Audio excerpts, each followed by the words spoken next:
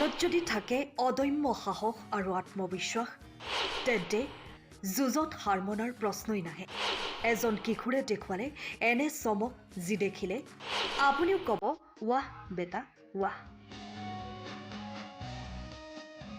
ডিব্ৰুগড়ৰ এটি 12 বছৰীয়া কিশোৰে দেখুৱালে চমক। ব্ৰেক নথকা পেডেলবিহীন এখন ভগ্নপ্ৰায় চাইকেল লৈ খেল মহাৰণত অংশগ্ৰহণ কৰি প্ৰথম স্থান দখল কৰিলে কৃষ্ণ চুতীয়াই। ডিব্ৰুগড়ৰ টিংখং সমষ্টিৰ নেপালী গাঁৱৰ প্ৰতিভাশালী 12 বছৰীয়া কিশোৰ কৃষ্ণ চুতীয়াৰ এনে প্ৰতিভা দেখি সকলোৱে প্ৰশংসাৰে উপচাই পেলাইছে।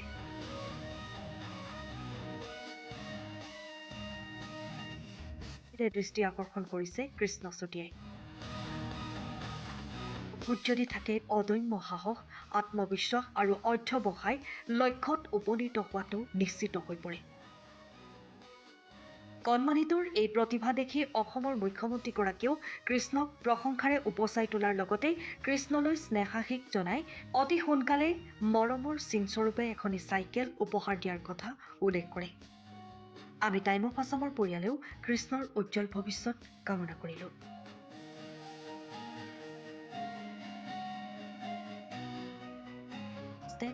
Time of Assam.